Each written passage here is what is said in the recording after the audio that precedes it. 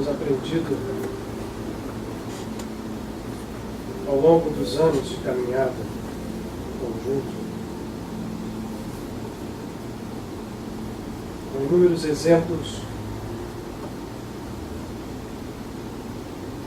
do poder que a convergência de pensamentos nos dá. Temos aprendido como é importante em momentos como esses, e esse que estamos vivendo em especial, em que temos um dia que cada um de nós deixa seus afazeres mais imediatos, que nos parecem ter tanta importância, bem, para nos reunirmos aqui durante algumas horas exercitarmos talvez o movimento que mais importe a cada um de nós, em função daquilo que todos almejamos, que todos sonhamos, que todos buscamos, a maior parte das vezes sem saber como, onde e porquê. Convergir pensamentos não apenas. Nesses momentos que temos, para os quais nos movemos, cada um de per si, por vontade própria, pois estamos aqui, esses momentos são de convergência do ser, não só os pensamentos, mas o ser por inteiro, o sentimento mais profundo, a consciência que cada um de nós possa atingir em busca de mais e mais fundo. Pensamentos, sentimentos, consciência todos convergindo, se somando, promovem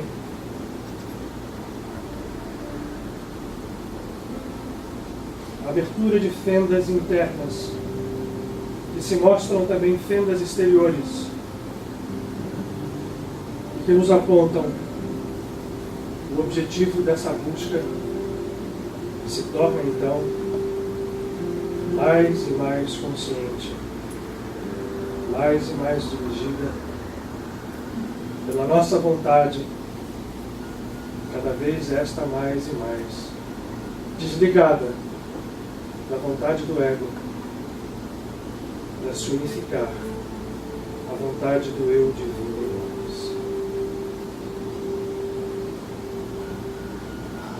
Esses momentos preciosos que passamos aqui, portanto, pela convergência de nosso ser, permitem que possamos saborear aquilo que só se saboreando se conhece. Porque a natureza divina em nós, por mais palavras que ouçamos, por mais livros que leiamos, por mais erudição que tenhamos, só se experimenta como quem saboreia. Porque por mais que ouçamos falar do sabor, ler sobre o sabor, ver sobre o sabor, só a experiência da sua plenitude nos faz conhecer. E não à toa, sabor e saber possuem a mesma raiz. E o saber divino é saborear a essência E a melhor das novas, a boa nova, é de que essa essência está em nós. Não está fora, nem longe. Não está além, nem até. Ela é e sempre foi a nossa própria essência, a nossa própria vida, como seres divinos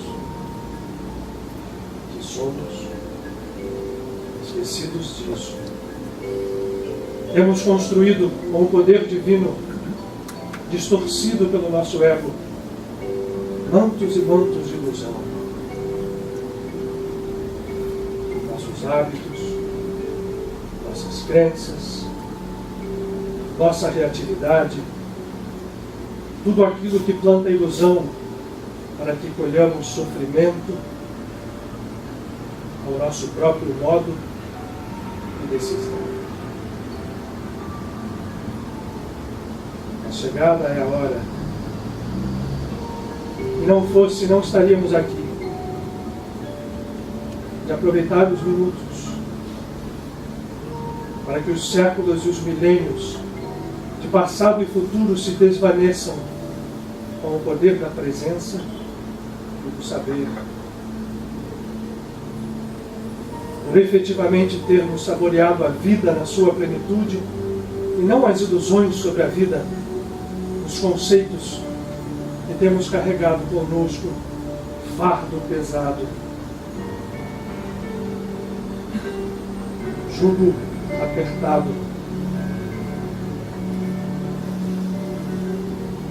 o fardo leve e o jugo suave são a união do nosso ser conosco mesmo,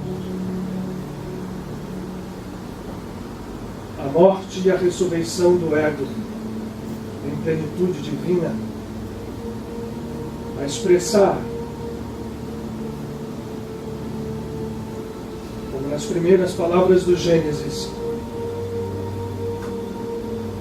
a luz.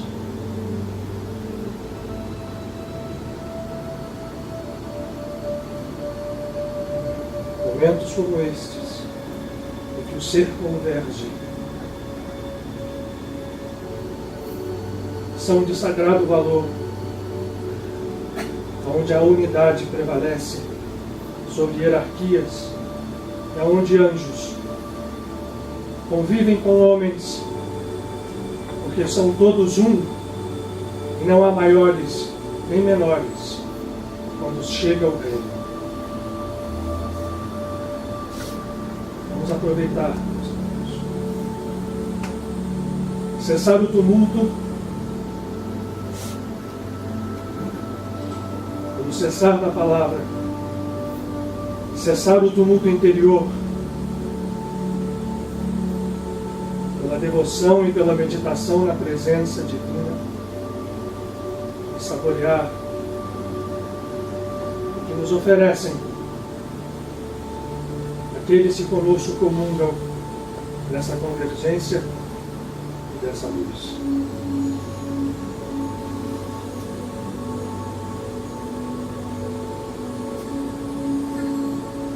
Percamos tempo.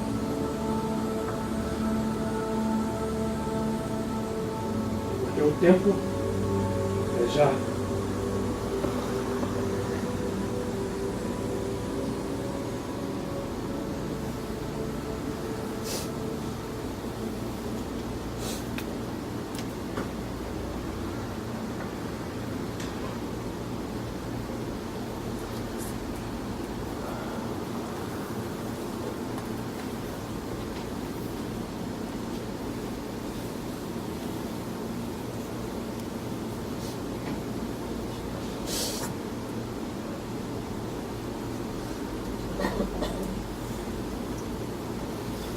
Boa noite a todos, sejam bem-vindos à nossa casa.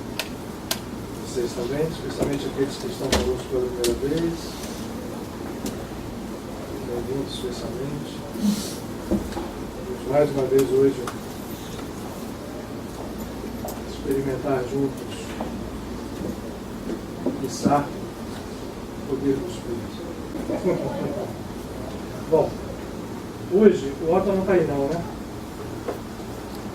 E hoje, já que a gente está chegando, nós temos falado aqui, ultimamente, a gente tem repetido compensando a vez de falar, do poder que essas nossas escrituras, sejam elas de onde venham elas de onde venham, possuem inerente à sua estrutura aparente. Inerente, porque lá dentro delas, de qualquer escritura, de qualquer tradição, reside um código. E esse código se traduz em não só aumento do nosso estado de consciência, como em verdadeira fonte de energias superiores, e quando bem compreendidas, quando bem utilizadas, trabalham a nosso favor. Para aqueles que estiveram conosco aqui nas últimas vezes, vocês lembram que nós ressaltamos muito, dentro da tradição cabalística, o mês de Adar,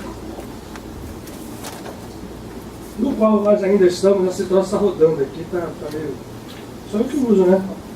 Ele virou assim, meio de lado, né? Ah, então o camarada virou, né? Ele não tá... Eu tenho uma orelha pequena, então a coisa fica mal aqui. Tem mais cabelo aí do que ele viu, né? Para aqueles que estiveram conosco, nós temos ressaltado o mês de Adar, no qual nós estamos, que quase sempre coincide com a quaresma cristã, e tentamos mostrar, nas vezes que conversamos nas outras segundas-feiras, o quão poderoso era esse mês, e o quão poderosa era e é a quaresma, longe de ser um período negativo, é um período de renovação, e a gente pode afirmar com certeza, não de tristeza espiritual, mas de alegria. Falamos sobre isso, falamos sobre Adar, estamos ainda em Adar, passamos já o Purim, que era a lua cheia, relacionada ao signo de Peixes, que foi na semana passada. E, ao falar disso tudo, nós ressaltamos o código que há nessas escrituras. No caso do mês de Adar, especificamente no de Purim, um dos livros da Bíblia, tanto cristã quanto hebraica, chamado livro de Esther, a Rainha Oculta. E falamos aqui, ano passado, nós trabalhamos um pouco em cima disso, sobre os códigos inerentes a essas palavras, inerentes a toda aquela história superficial, bonita mesmo. O livro de Esther, por acaso, é quase que um romance, um dos poucos livros da Bíblia que dá para ser lido de cabo a rabo, porque tem uma história inteirinha ali, né?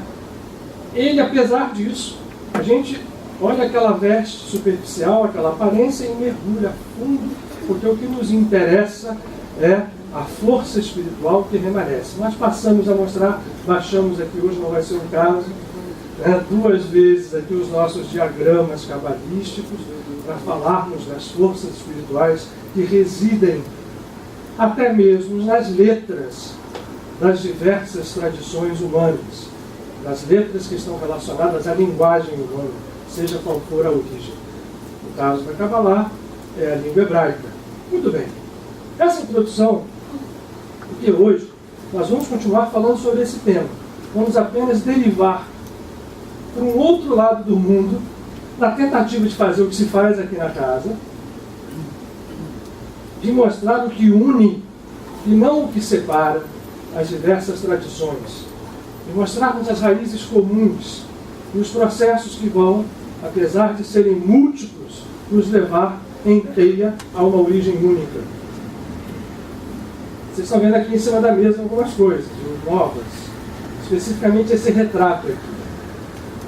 E aí eu queria hoje aproveitar, não sei se eu consegui ser feliz, e sendo politicamente correto, tirar 3 ovos de Páscoa do mesmo coelho, em vez de dizer matar 3 coelhos com a mesma cajadada. Né? Fica mais bonitinho. E é o seguinte, o primeiro deles é nós entendermos como essas simbologias profundas dentro dessas tradições nos remetem a rompimento de paradigmas que nós temos. E isso é muito interessante, porque a gente vai ver como essa história não está apenas na história que nós vamos contar hoje. Ela está disseminada. O segundo é conseguir falar e trazer para vocês dos épicos da tradição hindu, que na Índia é o mais popular. Fora da Índia, nem tanto.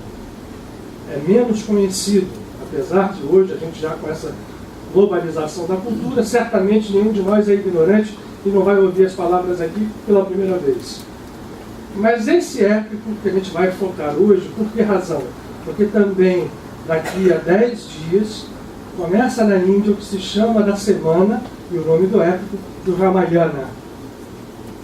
A semana do Ramayana se refere a esse épico que está relacionado a Rama, que é essa figura que eu ressalto agora para vocês aqui, e muita gente pode olhar assim de primeira e achar que é Krishna. Na verdade, parece, né? Tem uma... Aliás, não estão errados, porque todos os dois, tanto Shri Rama quanto Shri Krishna, a gente vai falar disso com mais calma agora, são avatares da mesma manifestação divina que é Vishnu. Rama é um avatar de Vishnu, mas vocês vão reparar uma coisa que, para quem quer olhar assim, aprender a diferenciar numa gravura, se você não olha a cor, vocês vão ver algumas coisas aqui que são... E aí a Rose, quando eu falo assim na Kabbalah, eu olho sempre para a rosa.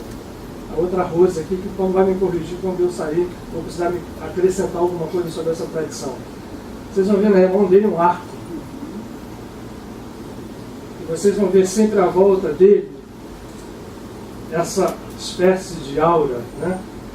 Mas esse arco aqui é o que caracteriza Rama. E afinal, por que eu estou falando de Rama e Ramayana?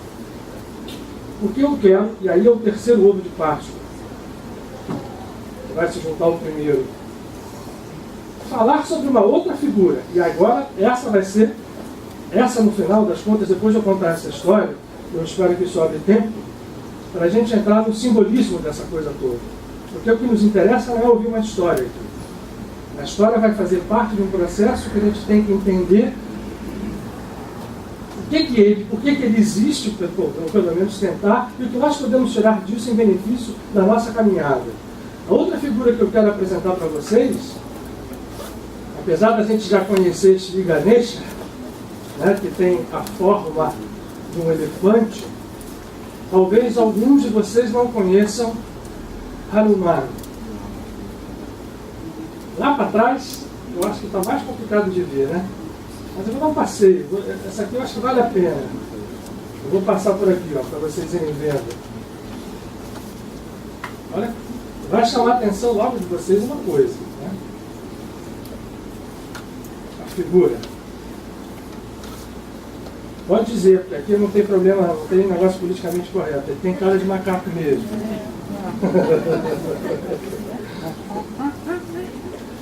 Né? Vejam aqui.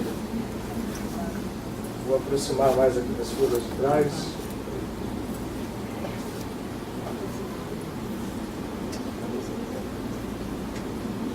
Quem não conhecia, nem nunca tinha visto isso aqui, para ter uma ideia.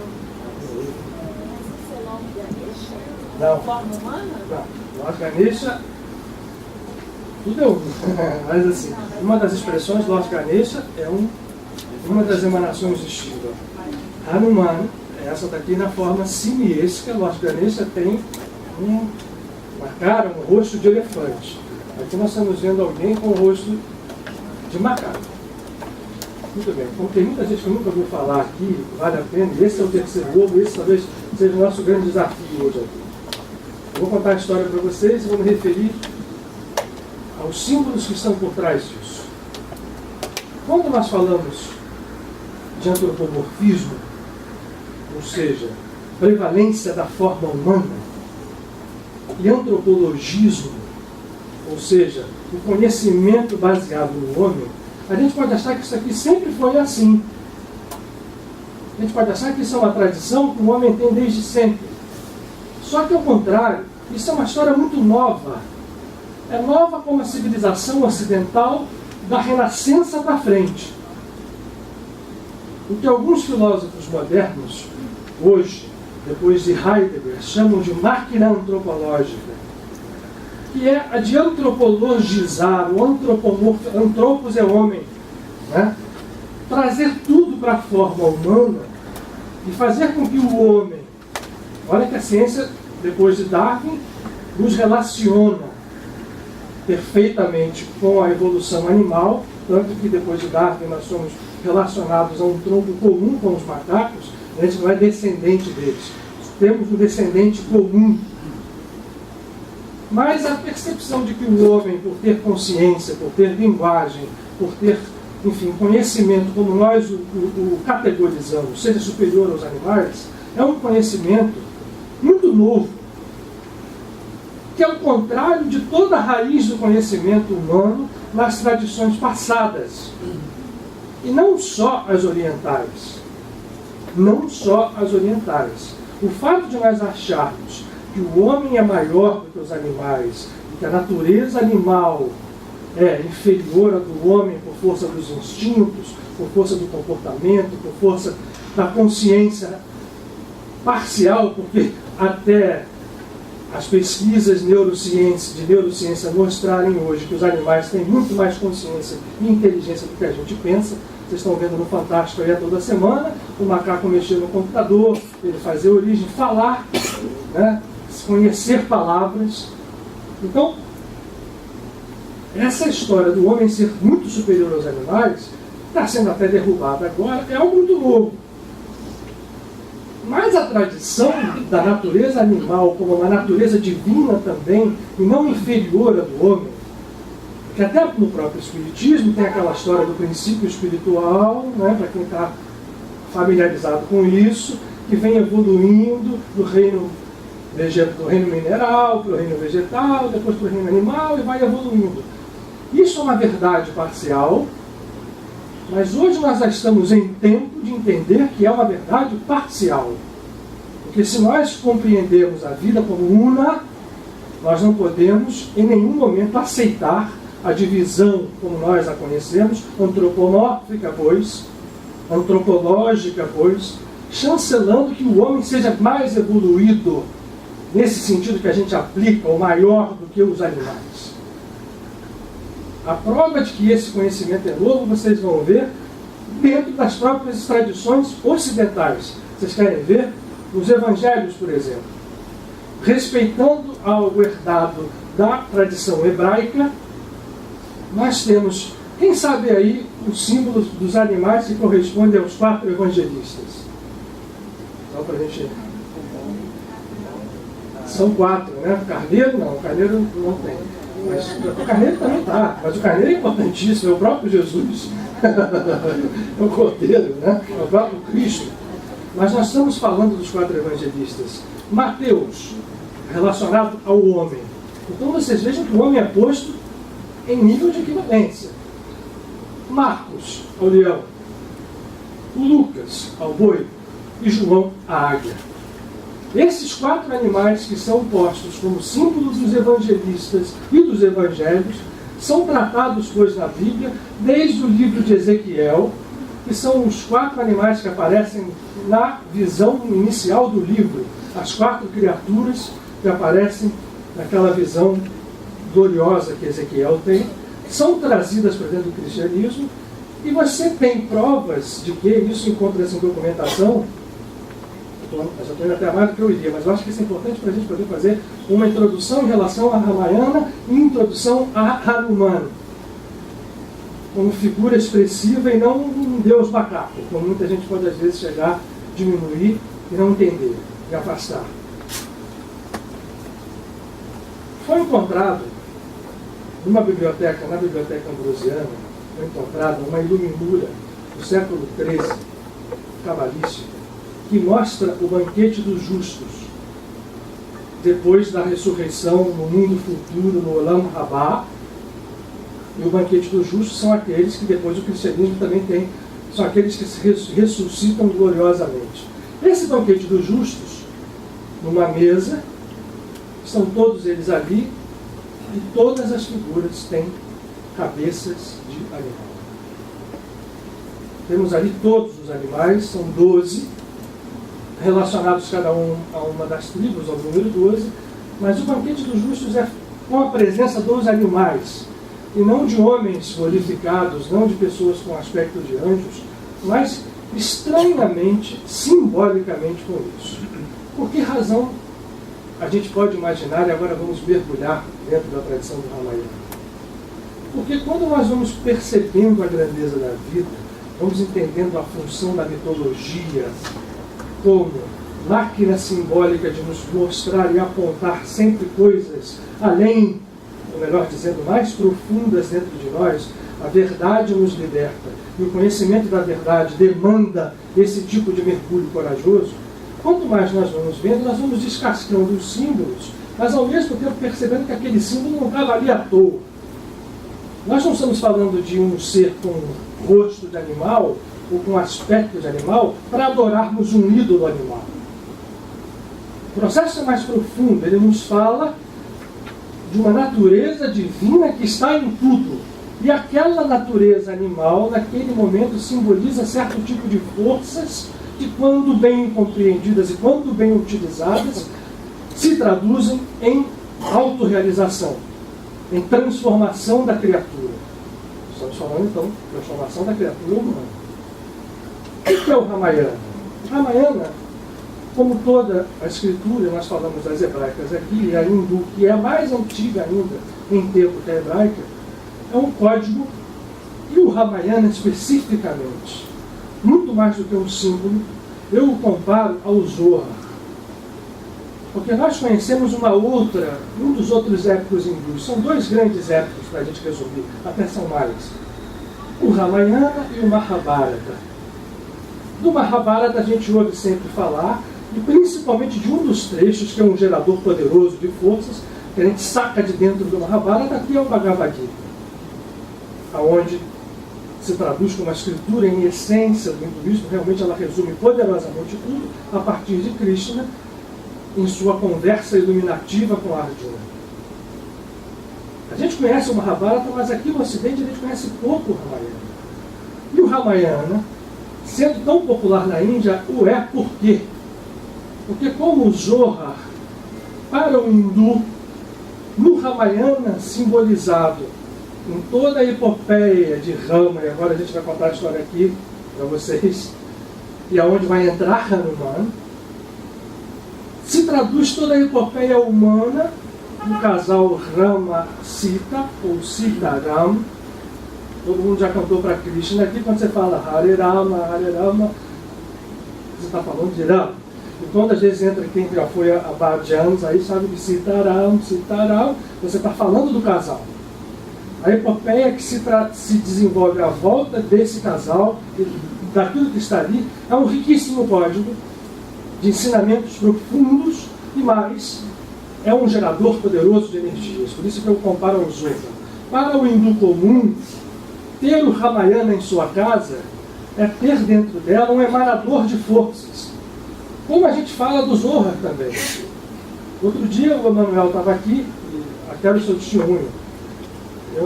Isso aqui eu não converso, isso aqui. O Emanuel, acho que eu não sabia dessa história. Mas na terça-feira passada, vai fazer uma semana amanhã, nós estávamos aqui no GBS e eu puxei um dos tomos do Zohar e fiquei com ele no colo, enquanto estava o GDS acontecendo. O Emanuel fica sempre sentado do meu lado, eu do lado dele. Citarão. Agora você fica na dúvida quem é a Cita, quem é o Rama. Ele fez um comentário que eu quero que ele repita aqui, se você puder. O livro estava saindo uma energia naquele momento. E era o livro que você estava tentando para do lado, de cima para baixo. E saindo uma energia dele. O Emanuel, com a sua percepção, viu isso. E ele não tinha noção de que isso era. Depois eu falei, olha, sabe que isso se usa muitas vezes. As pessoas trazem o Zohar para a sua casa apenas porque sabem que emana energia. Mas como todo gerador de força espiritual, ele só funciona quando as pessoas conectam a ele alguma conexão, porque o gerador está ali. Ele vai vibrar num padrão. Se você se conecta, aquele padrão aumenta e a vibração é muito maior. O Ramayana também é assim. E o que é o Ramayana? E onde ele se conecta com o Mahabharata? A tradição diz que todas as vezes, tradição hindu, todas as vezes que o mundo, como nós o conhecemos, esse mundo físico e os mundos astrais próximos a ele, entram em processos de desarmonia, uma das emanações da divindade, principalmente aquela que é a grande emanadora de todas elas, que é Mahavishnu, porque, rapidamente falando, de Mahavishnu e em sua união com Lakshmi e Mahalakshmi, surgem no seu umbigo, numa flor de lótus, os três representantes da trindade hindu. Vishnu, que deriva de Mahavishnu, Brahma, que é o Criador, e Shiva. Shiva seria olhado de uma forma muito superficial, isso às vezes assusta, visto como destruidor. Ele não tem nada de destruidor. Aliás, é destruidor sim quando você entende o que seja a verdadeira destruição. Mas antes de ser isso, vocês vão ver na sua relação com Hanuman o que poder é Shiva. Na verdade, a gente tem medo de Shiva porque Shiva é a emanação que mais se relaciona com cada um de nós. Não seria ele, portanto, o Deus ou a emanação divina da yoga, ou o mestre da yoga. O que é yoga? É a união com o divino. E, portanto, Shiva, que faz esse movimento acontecer, está dentro de nós e por isso a gente até tem medo dele. Ora, essa emanação tríade, essa tríade cria os universos, principalmente a partir de Brahma. Dentre os mundos dos universos, o nosso mundo. E quando esse nosso mundo, com as suas áreas astrais, entra em desarmonia, Vishnu desce sob a forma de um avatar, que é uma manifestação da divindade ou uma encarnação da divindade. Essa palavra encarnação, ela é parcial, porque é uma encarnação quase que sob o nome. São conhecidos 10 avatares de Vishnu, alguns deles com forma animal. Primeiro a tartaruga, depois tem, me ajuda o peixe, e aí depois tem o coelho, né? O coelho é Buda, né? Aí depois tem Narasimha, que é o leão. Ou seja, Vishnu vem em forma ou humana ou não e se manifesta no mundo. Uma delas é Sri Rama, como outra delas é Sri Krishna. Rama historicamente precede a Krishna. E quem era Rama? O avatar de Vishnu, pronto. Mas como ele aparece no mundo? Essa é a história por onde começa o Ramayana. Havia, pois, no mundo físico e astral, um grande período de distúrbios, porque os demônios, ou os seres inferiores, ou aqueles que representam o ego, dominavam sob a forma de um dos demônios chefes, o maior deles chamado Ravana, ou Ravana. Com o poder de Ravana crescendo e sempre cada vez mais, Vishnu resolve vir sob a forma de Rama. E Rama nasce na família de um rei justo chamado Daksharata, que não tinha filhos até então. Era casado com 3 mulheres e nenhuma delas lhe dava filhos. Ele, orientado por um sábio, que visita o reino, recebe a notícia de que Vishnu se manifestaria se ele fizesse o sacrifício do fogo. O sacrifício do fogo, eu vou falando já do símbolo já. O sacrifício do fogo, toda vez que é repetido, nós vamos nos lembrar de Paramahansa Yogananda, que fala que o grande sacrifício do fogo é aquele que Krishna depois deixou claro para Arjuna, que é o Kriya Yoga, ou a meditação profunda que faz com que a serpente Kundalini, ou a energia Kundalini que está presa ou está desbaratada nos níveis inferiores, ascenda pela nossa árvore da vida, que são os chakras da coluna vertebral, e chegue aos centros superiores e circule. Esse é o verdadeiro sacrifício do fogo no símbolo, mas na história ele faz efetivamente um sacrifício do fogo E nesse sacrifício do fogo aparece o Deus que controla o fogo. No panteão hindu, depois dessas emanações, tem aquilo que são chamados deuses, que são, na verdade, emanações muito parecidas conosco, com a nossa natureza humana. E aí a gente relaciona a outras mitologias, mas hoje eu não tenho tempo para isso. O deus do fogo, chamado Agni, ou Agni, não posso deixar de falar aqui, porque eu já repeti essa história, tem muita gente que já conhece, esta raiz sânscrita, Agni, ou Agni, é a mesma raiz de Agnus, ou cordeiro. Portanto, Agni, que é o deus do fogo, relaciona-se ao cordeiro e ao signo de Ares, e o cordeiro divino, que é o Cristo, é a natureza ígnea, ou o fogo sagrado em nós. Esse é um ritual de fogo. Agni aparece para Dashrata e diz: você vai ter filhos. Eu trouxe aqui para você uma porção do arroz sagrado, na verdade não era um arroz, era um doce de arroz, trazido direto do panteão dos deuses, e você dará às suas mulheres, e elas lhes darão filhos. Ele vai fazer isso, as mulheres comem, e das 3 mulheres lhe nascem 4 filhos. Brahma, a quem vocês já foram apresentados. Um outro que vocês vão relacionar rapidamente o nome com alguma coisa que já ouviram.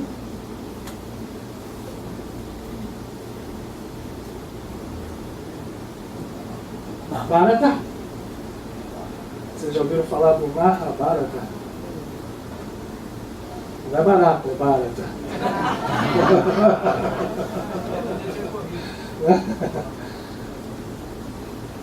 Rama, Bharata e 2 gêmeos, do qual eu vou apenas citar um, porque o outro fica no processo mais interno, está muito longe.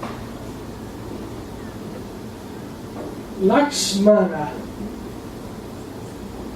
Vou pôr Rama aqui, porque aí ficam os 3 irmãos principais. Lakshmana tem um gêmeo, Sugriva, ou Sativa, não guardo mesmo propósito, mas algo parecido assim. Esses 3 filhos que nascem, se sabe de cara que Rama, pela sua própria natureza, pela sua manifestação, era destinado a receber o reino de seu pai, Dashrata, como avatar de Vishnu e comandar uma guerra contra Ravana. Era para isso que Vishnu viera ao mundo. Para que essa guerra destruísse esse demônio e o mundo voltasse à sua normalidade. Ele tinha que assumir o reino e fazer isso. Ó, para tornar essa história que tem isso, o Ramayana é um épico de autor conhecido. Bem conhecido, um autor humano conhecido, o cara é chamado Valmiki. Rama cresce como um príncipe belíssimo, poderoso, e em um determinado momento ele casa-se com a filha de um outro rei justo chamado Janaka, que queria casar a sua filha, que também era especial, com alguém que fosse especial. E promove, como é comum nas tradições, uma disputa para ver quem dobraria um arco que ele tinha lá para que fosse dobrado por aquele que seria o marido da sua filha. Lógico que ninguém conseguia. E Rama chegou lá, não só dobrou o arco, como partiu o arco em 2. Tudo isso tem símbolo, gente, mas eu vou contando a história para cá, senão a gente vai será motivo para seminar. Sita, que tinha se apaixonado por Rama à primeira vista, ficou feliz porque ele conseguiu dobrar esse arco, e as bodas se dão, os 2 se casam. Ele volta com Sita para o seu reino, Avodhya, onde o seu pai estava já, enfim, querendo repassar o reino para ele. E Rama, num determinado momento, tudo parecia ir muito bem, sofre a partir de uma língua mal falada, de uma intriga montada pela camareira da mãe de Bharata. Eram 3, vocês lembram? Então, uma chegou lá e falou assim: cara, você vai deixar o Rama assim fácil? Que isso? Se o Rama for para o reino, está todo mundo perdido. Quem tem que ser rei é Bharata. Mas não, no primeiro momento ela resistiu. Mas não resistiu a segunda, a terceira, a quarta tentativa de uma intriga muito bem armada. E é lembrado a ela de que Dashrata, no passado, tinha lhe prometido cumprir 3 desejos, porque ela o tinha salvo. E ela nunca tinha cobrado. Resolve cobrar naquele instante. E no dia que estava marcado a assunção de Rama ao trono, ela chega lá e tem aqui, ó, tem um negócio para te falar. Você lembra daquela história que você tinha 3 desejos para ela? Bom, eu vou te dizer logo tudo isso. Eu quero que Rama seja banido do reino, que não assuma, por 14 anos. Que perca o reinado, e só volte, portanto, 14 anos depois, que o reino seja dado a Bharata. E o terceiro, que eu passe a ser a rainha, mãe, a mulher principal. O Dashrata quase morreu, literalmente, assim acontece no texto. Eu não posso fazer isso, eu não vou fazer, não pode, não acontece, não. Acontece que a coisa foi feita, e Rama estava fora. Ele tinha saído para fazer alguma coisa, já casado com Sita. Quando ele retorna, ele encontra a seguinte situação. O pai tinha ficado tão triste e desesperado que estava morto. Seu irmão Lakshmana foi quem ele tinha ido avisar, e Bharata, que apesar de tudo, né, poderia estar muito feliz, estava tão triste quanto ele, porque sabia Bharata dentro de si que o rei verdadeiro seria sempre Rama. Olha que coisa interessante. E chega para ele e diz: eu não vou assumir esse reino, você é seu, é seu. Essa história gera uma série de processos, e Rama não só aceita, como vai para o seu exílio, 14 anos. Só para provocar vocês, Jacó precisou de 14 anos para casar com as 2 filhas de Lavan. Jó precisou de 14 anos para vencer as suas provações. 2 vezes 7, Rama vai para a floresta, e ele não quer levar Sita, mas no primeiro momento ela diz assim: não, eu vou, porque aonde você estiver, eu vou estar. E vai. Bharata vai junto, e fica naquela coisa toda, e Rama: mas você tem que voltar, não vai voltar, eu vou voltar. E vai assim: então você faz o seguinte, me dá alguma coisa para eu levar comigo. Rama lhe dá as suas sandálias. Bharata as traz, vai ao trono, coloca as sandálias de Rama sobre o trono e diz assim: eu comando o reino em nome do meu irmão, porque o rei verdadeiro é ele. A sua mãe, que estava toda feliz de ver a bobagem que tinha feito, e isto faz com que Ravana, que estava espreitando todos os reinos, aumente intensamente a sua força de ataque e comece a fazer cada vez mais. Eu estou resumindo demais essa história, tá? Tem várias coisas ao lado. Mas tem data? Tem uma data possível, não há datas históricas. Nós estamos falando, talvez, aí de 7 a 8 mil anos antes de Cristo. Mais ou menos. Se a gente faz com que Krishna, talvez um pouquinho menos, mas por causa de Bharata, né? Vamos relacionar Bharata já aqui, porque Bharata vai dar origem aos Bharatas. Quem são os Bharatas? Os Pandus, ou os 5 filhos, ou herdeiros, não filhos diretos, mas herdeiros de Bharata, que são os 5: Arjuna, Bhima, Yudhishthira e os 2 gêmeos Sahadeva e Nakula. Né? E são as 5 personagens que vão participar do Mahabharata diretamente, já convivendo com outro avatar, Shri Krishna. Portanto, fala em 5 mil, 6 mil anos, as datas não são precisas. Muito bem.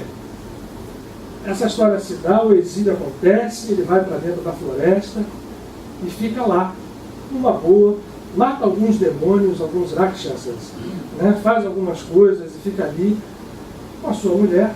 Só que Ravana queria acabar com Rama, porque ele sabia que, na verdade, ele já estava comandando, batendo o reino, porque o que ele tinha que acabar é com aquele avatar de Vishnu. E ele promove um processo para raptar Sita.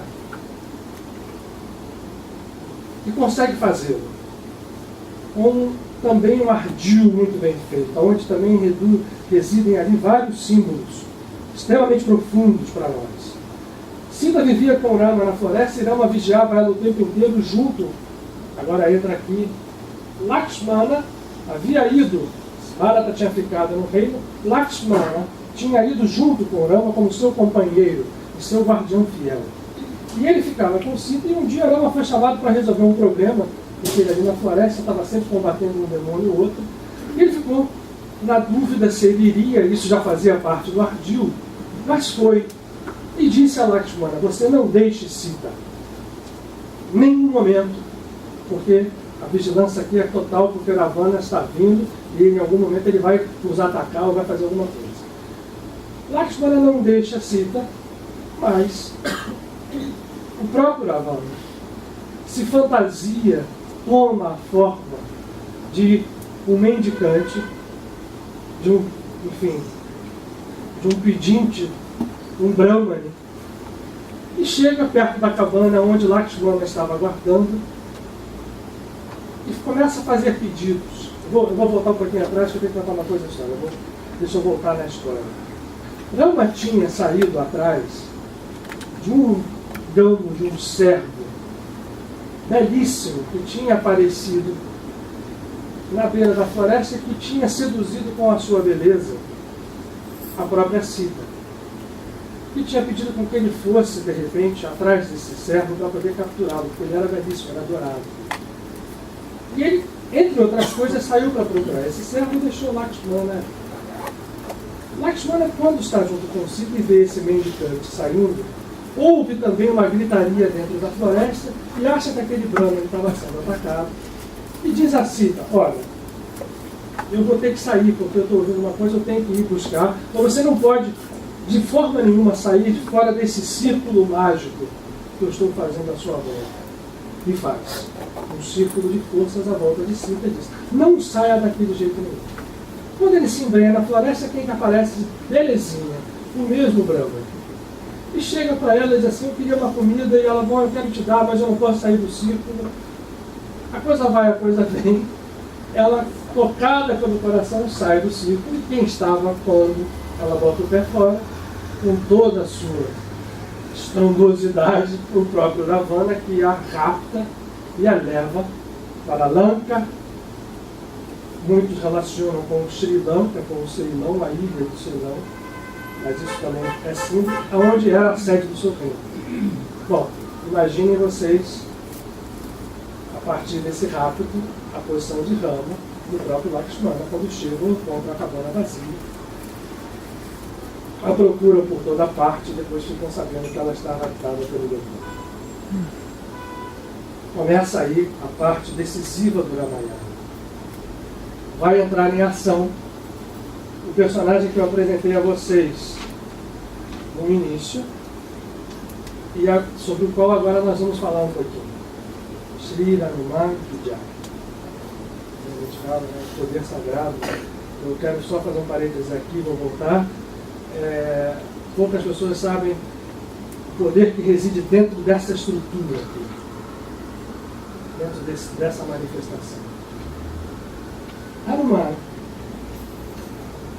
entra no Ramayana porque, a gente voltando atrás, lá quando Vishnu resolve voltar como Avatar, ele está conversando o tempo inteiro com Brahma e com Shiva. E Brahma resolve fazer um comando para que também nasçam avataras para participar dessa guerra contra Ravana. E determina ele, Brahma, o Deus Criador, que alguns dos deuses daquele panteão que eu falei para vocês, lá, que parecem os semideuses, voltassem como avataras na forma simiesca, os chamados Vanaras. Indra, o grande deus Indra, o deus do trovão, o pai de Arjuna, envia uma forma avatárica chamada Bali. Surya, o deus solar, né? Quem faz yoga já sabe, já deve ter feito a saudação a Surya, né? E a gente vai lá, faz todos aqueles movimentos. Surya vem com Sugriva, o rei macaco de um grande reino que encarna. Bom, tem outros, mas o mais importante é a Surya como Sugriva e temos Indra como Bali, mas o que vai nos importar é a Sugriva. E havia, em paralelo a tudo isso, uma moça, uma senhora, que havia desvirtuado a sua vida de várias formas e havia sido condenada a reencarnar na forma simiesca. E só poderia se livrar desse tipo de coisa, desta forma, se ela conseguisse realizar um processo interno de também fazer um sacrifício de fogo. E ela resolve voltar com essa forma simiesca, porque ela deveria ser assim, e a partir daquela forma simiesca, num sacrifício de fogo, ela se renovaria. Ela promove uma ligação absoluta com Shiva, se torna uma grande yogini, e em profunda ligação com Deus pede, me liberta dessa forma, para que eu possa voltar ao que eu era. E quando ela está nesse estado de oração, estará acontecendo aquela mesma coisa que eu contei para vocês. Lembra quando Dashrata fez o sacrifício do fogo e veio o Agni e trouxe aquele arroz sagrado para que fosse dado às suas mulheres? Pois então, naquele mesmo momento, a grande águia dos panteões divinos, chamada de Atayu, vem em voo, pega um pedaço daquele pudim de arroz, voa até essa mulher que estava ali em sacrifício de fogo, absolutamente ligada a Shiva, e lhe dá um pouco daquele arroz. E naquele momento, pois, Shiva manifesta-se como avatar através do semideus Vayu ou Pavana, o deus do vento. E o vento poderoso se reencarna como filho dessa moça que se chama Hanuman. Era um macaquinho poderoso que causava problema para todo mundo. Só para vocês terem ideia, uma das coisas que ele viu quando nasceu foi olhar o sol e achar que o sol podia ser o seu alimento, porque quando Pavana ou Vayu chega para sua mãe e diz, esse será poderoso porque é de Shiva, um avatar, e será tão poderoso como Shiva na luta de Rama contra Ravana. Ele resolve ir para o sol comer o sol. E aí a coisa fica complicada, Surya entra em ação, peraí, não vai comer o sol assim, tem que fazer alguma coisa, promove um processo e diz, olha, você tem que sair desse mundo, você tem que ir para o outro lado do universo, ficar ali se preparando, porque não dá. E Vayu resolve então como padrasto, o padrinho, melhor dizendo, né, o pai daquela emanação de Shiva, ir com ele. Ora, o que acontece quando a Terra é abandonada pela força do vento? Tudo fica muito triste, o próprio Brahma tem que chegar na volta e traz o menino. E eu vou entregá-lo a Surya. Sob a forma de quem? De Sugriva. Quem era o Sugriva? Eu sei que é muito nome. Era aquele Vanara, aquele avatar simiesco, no qual Surya, o deus solar, encarna. O seu professor, em forma Hanuman, é Sugriva, esse deus macaco. Bom, agora nós estamos com Hanuman sendo preceptado por Sugriva, manifestando toda a sua luz. E aqui tem uma coisa que o Marco tirou da internet agora, muito interessante. Olha que legal. Aqui nós temos Rama, Shiva e Hanuman postos como uma mesma face, tanto que são 4 olhos e 3 faces, porque os olhos de Shiva no centro são compartilhados com os olhos de Rama e os olhos de Hanuman. Hanuman está aqui, aqui está. Vamos lá, vamos passar aqui com essa. Aqui também é bonito, olha que coisa interessante essa símbolo. Shiva no centro, Hanuman aqui, à esquerda ou à direita de vocês, dependendo do lado, e Rama da outra extremidade. Isso é de algo alto e profundamente simbólico. Mike conseguiu pescar isso lá na internet. Até a beleza da gravura. Veja a suavidade. Aqui eles suavizaram bem os traços de Hanuman, está até bonito, né? Aqui o lado simiesco de Hanuman não aparece tão... Bom, o poder dessa manifestação de Shiva era intenso. E Hanuman junto a Sugriva, num determinado momento, Rama, já sem Sita, já com Sita raptada, procura saber como ele vai fazer para poder atacar Ravana. E é indicado pelo próprio Brahma a procurar Sugriva. Quando ele chega, o Sugriva, que era o deus macaco, o rei macaco, fica com medo de que ele fosse lá matá-lo e manda com que Hanuman vá como um Brahmane chegar para Rama e ver qual era. Né? Porque naquela hora estava um descontrole total, todo mundo desconfiando de todo mundo com medo de todo mundo. Sugriva diz: Hanuman, você chega e vai lá ver com o Rama o que ele quer.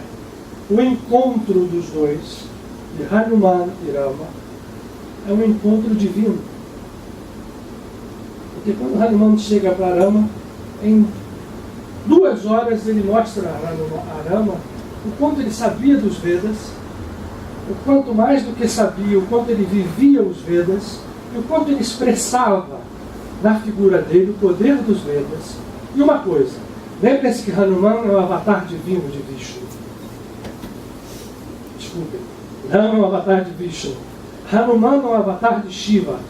A devoção de Hanuman em direção a Rama, a união dos dois corações, simboliza a união. Lembrem-se que eu falei que Shiva é especificamente aquela natureza divina que está em nós, não seria ele, não é ele, portanto, o Deus da yoga que promove a nossa união com Deus, pois Shiva se dirige em profundidade a Vishnu na forma de Hanuman se dirigindo a Rama.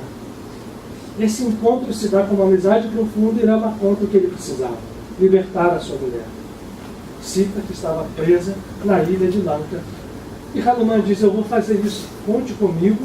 Vai a Sugriva e todo o reino de Sugriva, todo o exército de Sugriva passa a batalhar ao lado de Rama para a libertação de Sita.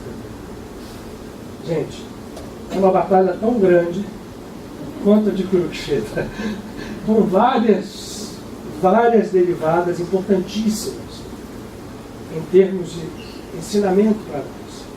Mas ficam algumas coisas que são importantes. Hanuman, a devoção dele e o direcionamento das forças dele para entender, a partir de entender ele também, a união de Sita e de Rama como algo que é indissolúvel, precisava ser feita, ele expressa as suas forças.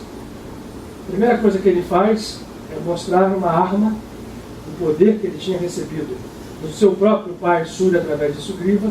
O Marco fez uma brincadeira aqui, ele talvez seja Deus, se eu vou repassar o que você falou, mais parecido com o super-homem que existe, tem um lado de verdade, bonito, porque Hanuman era capaz de voar, e era capaz de fazer coisas até mais, porque ele diminui, aumenta a sua estatura, e ele se torna um ser gigantesco, cruza.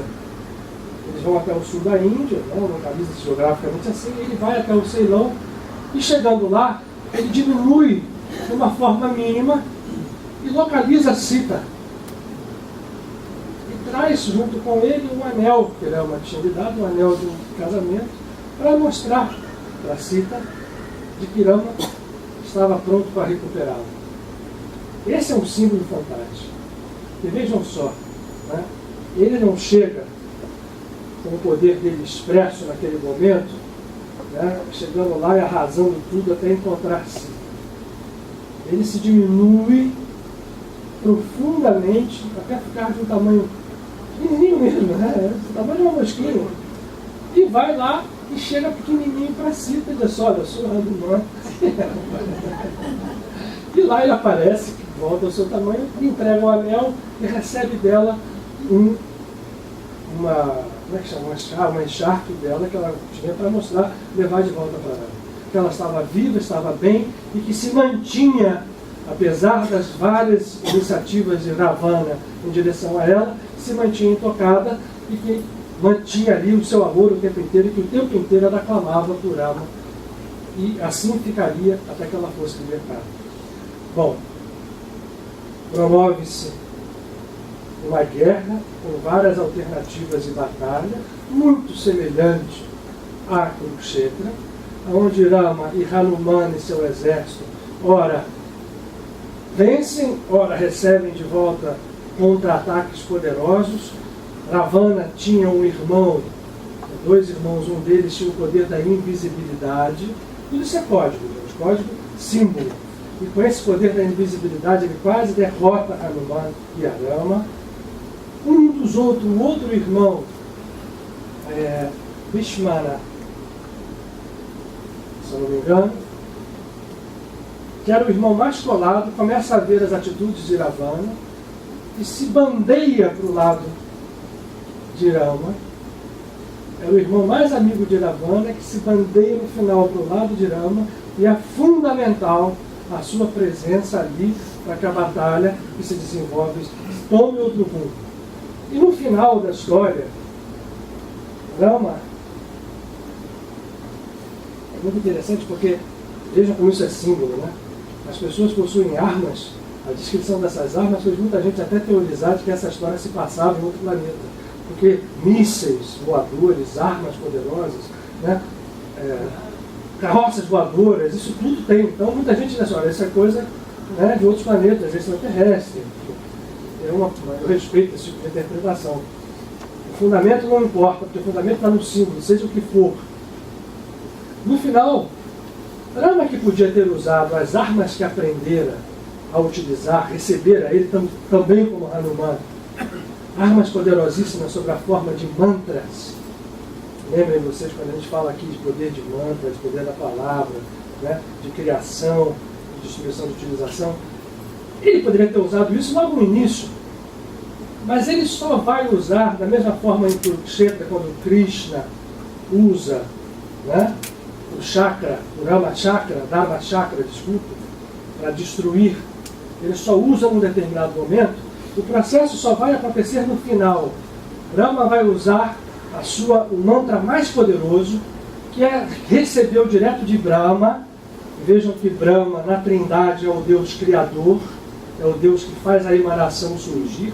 Então ele recebeu essa arma direto de Brahma, e ele usa o que se chama do Brahmarastra, que é o mantra poderoso, que esse mantra faz com que abra-se todo o campo de batalha, e Hanuman, com todo o seu exército, entra. Ravana é destruído, Sita é recuperada, eles retornam ao reino de Avodhya, e lá Bharata, que estava guardando o lugar de seu irmão, entrega o reinado a Rama.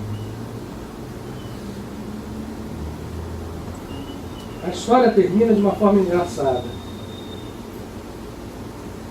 Há um momento em que Rama, ao receber Sita, diz para ela que, olha, eu não posso receber de volta porque certamente você foi violentada pelo Ravana e não vai ser. Eu fui lá, fiz tudo, mas não vou te receber como mulher. Quem vai fazer ele aceitá-la? Shri Hanuman. Vai fazer todo o trabalho, até porque Hanuman é um dos que defende Sita. Ela volta, a Rama recebe, vão para o reino, casam-se, já eram casados, estão ali juntos, mas no final, lembrem-se da mãe de Bharata, né? As intrigas continuam comendo. E no final das contas, onde está um dos símbolos mais profundos, Sita, da qual eu falei tão pouco, mas que tem importância, que era filha direta da deusa Mãe Terra, e emergira da Terra um simbolismo fantástico.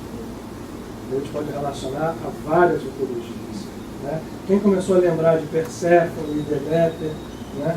Do exílio de Perséfone, do resgate do herói, do Perseu, que vai lá no inferno e traz ela de volta, vamos ver o simbolismo aí semelhante.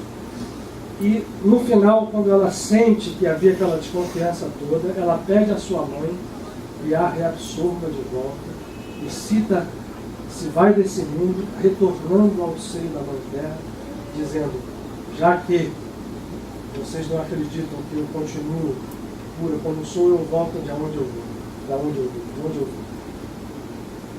Brahma termina a sua vida de uma forma assim, né? Mas enfim, ainda como avatar, né?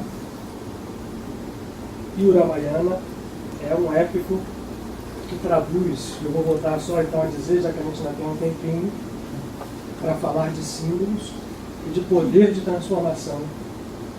E, de quebra, falar de Hanuman, porque não há na Índia nem Sri Ganesha, talvez nem Sri Krishna, não há na Índia nenhuma manifestação da divindade que tenha mais templos dedicados a ele do que Sri Hanuman.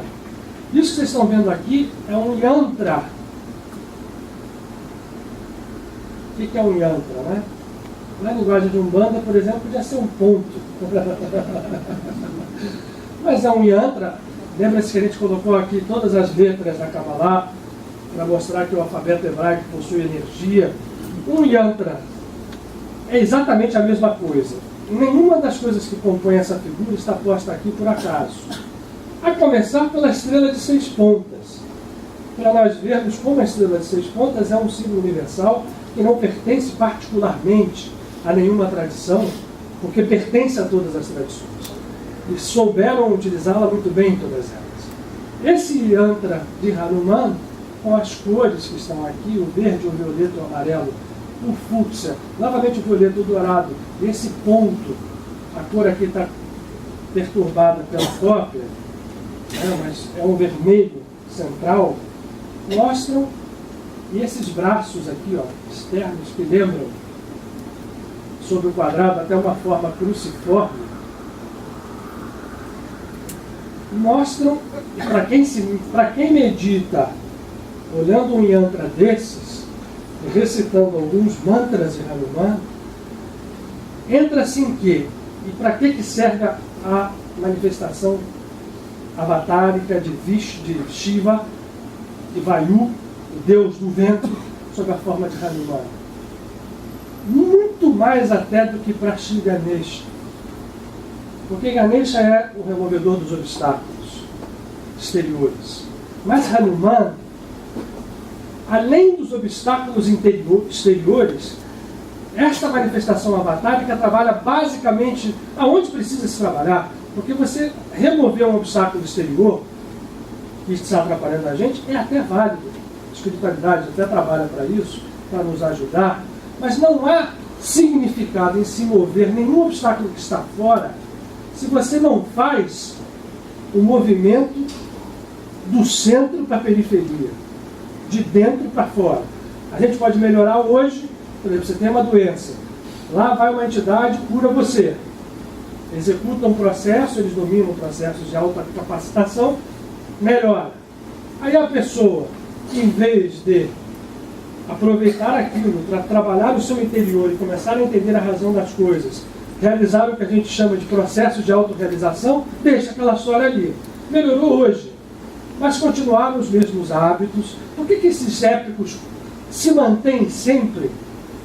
Porque como o mundo ainda não atingiu o seu ápice evolutivo, o épico é sempre ondulado. Ele é, na verdade, a forma de onda. Você vê que o Rama consegue trazer Sita para ele, mas ele a perde de novo. E Hanuman é o único, na verdade, dentro dessa história, apesar de Rama ser um avatar de Vishnu, ele é o único que se mantém o tempo inteiro centrado, conectado ao seu poder, que ele tinha muito, e a fazer com que esse poder funcione em função da realização. Então, quando eu tenho obstáculos exteriores, para que eu remova-os de forma definitiva, eu tenho que fazer a remoção dos obstáculos internos, que são os nossos hábitos, que são as características do nosso ego, que são todas as coisas que nós, ao longo do nosso caminho de ilusão, vamos construindo pacientemente em torno de nós. Há vários símbolos dentro do Ramayana. O número 10, que aparece também na Kabbalah, aparece várias vezes como expressão dos 10 níveis ou dos 10 véus que encobrem a realidade divina. Hanuman é aquele que faz o obstáculo interior sumir também, além do obstáculo externo. É claro que ele é tão venerado na Índia que o seu poder, ele é um tipo assim, um Padre Pio lá da Índia, um Santo Antônio lá da Índia, ou alguém assim, uma Santa Rita de Cássia.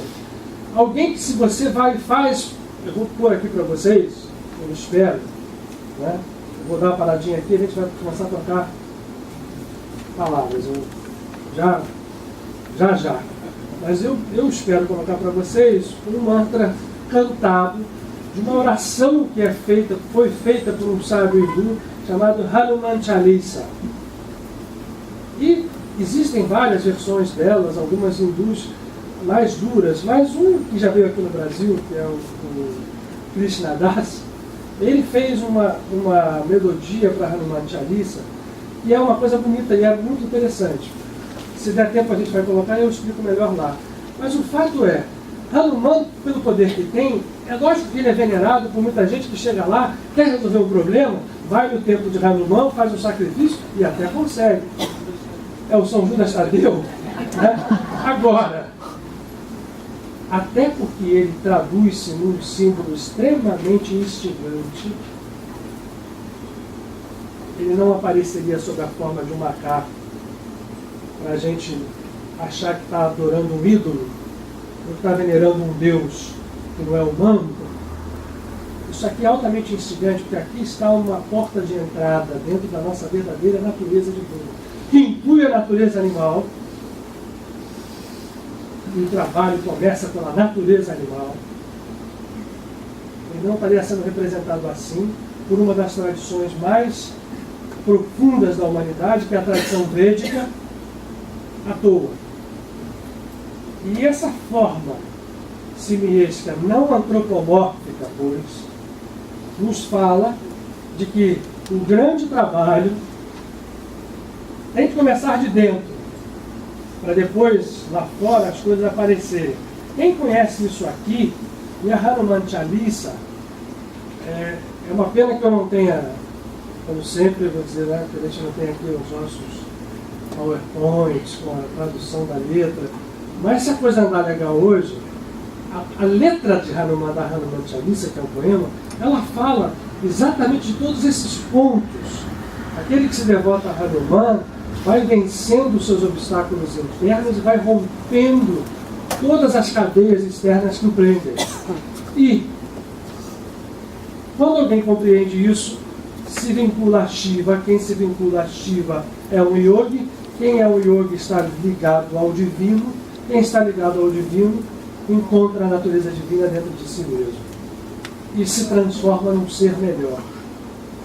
A gente contou essa história toda aqui para chegar a essa frase que nós estamos buscando, ainda sem saber, talvez, é o divino, é Deus em nós. É Deus. A gente não sabe ou esquece que esse Deus tem que ser encontrado dentro. Ele está fora também, claro que está, mas ele tem que ser encontrado dentro, porque se não for encontrado dentro, nós passamos a distorcer tudo aquilo que é Deus que está fora de nós. Inclusive, a partir dessa distorção, categorizando as coisas como boas e más, né? É a história da árvore lá do conhecimento do bem e do mal, como macaco e homem, como isso, como coisas que são melhores ou maiores ou superiores, ou que seja, pessoas melhores do que outras, pessoas mais isso ou mais aquilo do que outras. O verdadeiro buscador da divindade não compreende assim. Ele compreende a igualdade que remanesce dentro de cada um. E ela sim precisa ser descoberta e realizada. Daí a humildade dos grandes mestres, dos verdadeiros grandes mestres. E não em nenhum momento se intitulam assim. Qualquer um deles, se a gente lembrar, todos falaram a mesma coisa. Então, para quem quer meditar em Hanuman, esse yantra daqui é interessante. Se vocês quiserem a Hanuman Chalisa, hoje, com a internet, o YouTube tem umas 20 versões diferentes, com imagens, com tudo muito bem feito. Aqui nessa figura que eu mostrei para vocês estão vendo que ele está segurando na mão, é a própria cidade onde Ravana escondia Sita. Porque num dos momentos lá da batalha, ele vai lá e mete fogo em tudo. Depois que ele ficou pequenininho, que ele voltou, aí a coisa parecia que estava tudo certo, mas não ficou não. Tem muitas outras alternâncias na batalha. Então, queria passar para vocês agora, fazer comentários, ou completar o que eu disse, ou perguntas, ou o que seja. A gente tinha aqui, é verdade. Esse ântra tinha aqui, ó, ficava aqui. A gente vai reposicioná-lo aqui.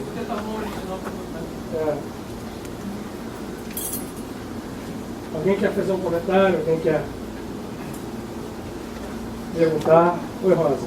Rosa não falou, né? Rosa, você queria me falar aqui. Vem cá. A gente está com um tempo bom. Nosso horário máximo é 9h30, então.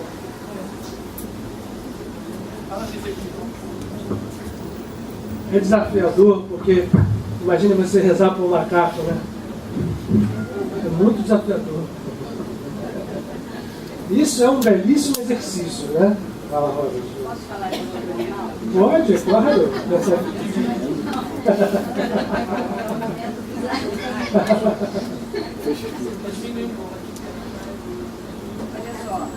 Já diminuiu.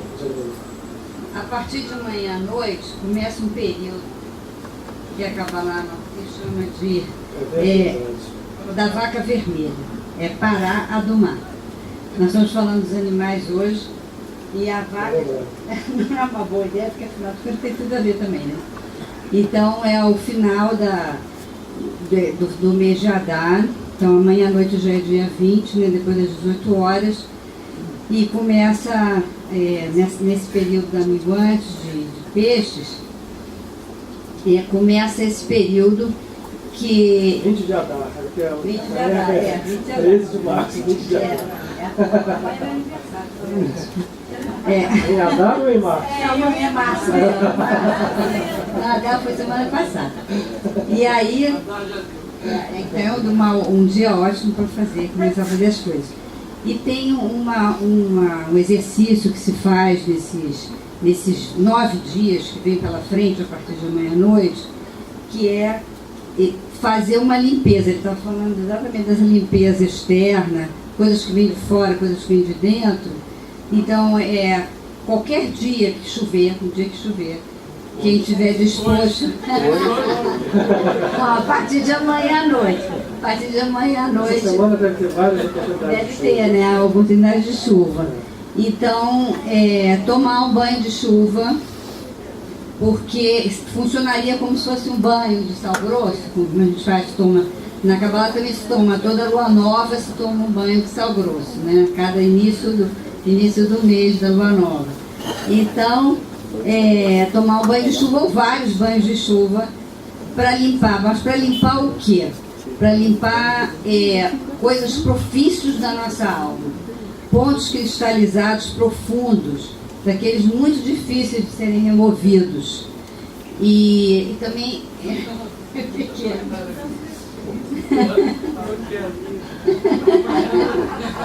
Você está se imaginando tomando banho? Eu ia falar, mas na minha cabeça. Às vezes a gente pensa que precisa, né, de uma enxurrada para limpar lá as profundas. O exercício que se faz de recapitulação, é de Techuvá. Não dá para ensinar aqui nesse momento hoje. Quem quiser aprender, quinta-feira na aula eu vou dar. Techuvá é recordação. Techuvá,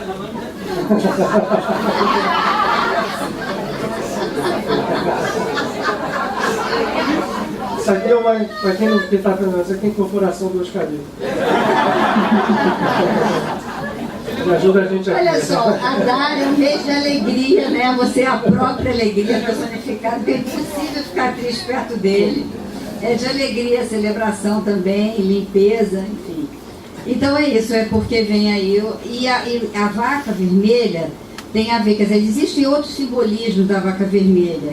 Tem uma linha do judaísmo que acredita que quando nascesse a vaca vermelha, estaria nascendo o Messias também, mas não é a nossa linha da Kabbalah Marruti, né?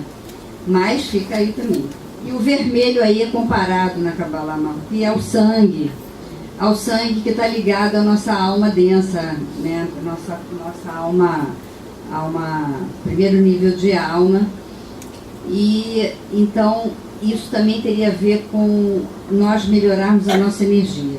Quer dizer, esses banhos e a recapitulação, tudo isso faria com que nós pudéssemos começar um novo ciclo da roda astrológica, que começa com o mês de Nissan, de outra forma, como guerreiros curadores. Só para a gente fechar, guerreiros no caso aí, que pudéssemos lutar melhor, de uma forma com muito mais força, contra os nossos maiores inimigos, que é o pior de todos é o diálogo interno, e os outros são nossos sentimentos negativos, nossas precariedades, enfim, todas as coisas que nós sabemos que nós não temos boas, né? E curadores, passarmos a cuidar. Cura é igual a cuidado, cuidar de si, da nossa natureza, da natureza que nos rodeia e do outro. Então fica aí uma mensagem, e inclusive guardar a água da chuva, né? Acredito que são 9 dias. E se diz que esse período desses 9 dias, a partir de amanhã à noite, desses 9 dias seriam os dias mais fortes do ano para fazer recapitulação, né? Que é a limpeza desses nossos pontos aglutinados, cristalizados e vícios da nossa alma. E sinceramente, quem quiser aprender o exercício, quinta-feira de 7 às 8h30 a gente vai fazer. Aqui na academia. Hein?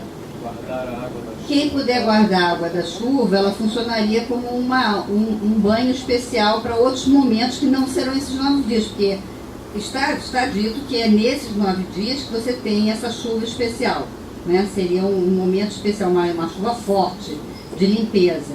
Então se guarda um pouquinho para se fazer uns outros banhos em outros momentos. Se não chover, perderemos a oportunidade.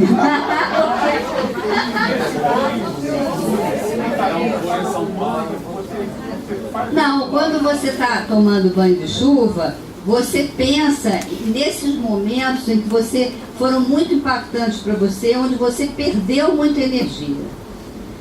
Então, pode ser alguma coisa traumática, pode ser qualquer momento da sua vida, até muito bom também, que você perdeu muita energia. Então, qualquer momento que tenha sido muito forte, onde você perdeu muita energia. E você para limpar e você resgatar a energia. Não é só para limpar, para você resgatar a energia também. E exatamente como se faz com banho de sal grosso, você depois toma banho. Não é para ficar só com a água da chuva, não. É chegar e tomar banho. Depois industrial. É uma boa figura para isso, você olhar nódulos.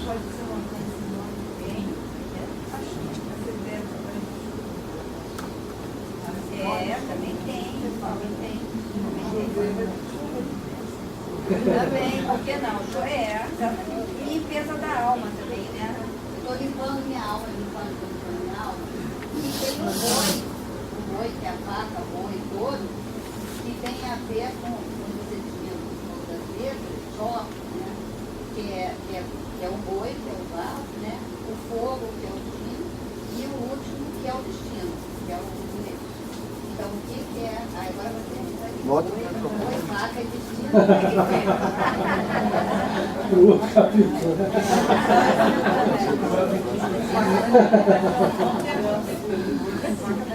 Então, essa história, sim.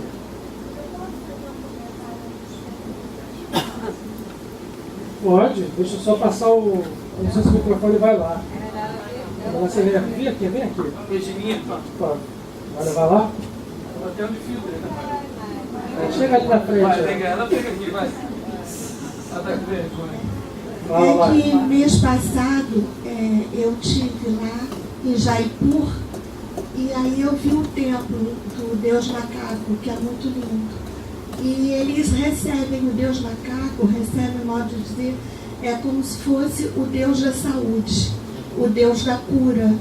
E quando eu visitei o templo, eles estavam levando muito coco maduro, o coco maduro com flores, numa bandeja.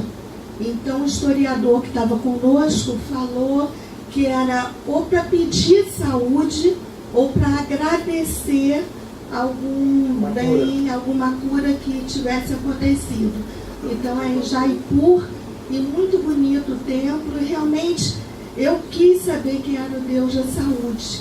E quando eu olhei, quando o historiador me levou o grupo, que eram 20 pessoas, que eu olhei Macaco, me chocou, me deu uma surpresa muito grande, né?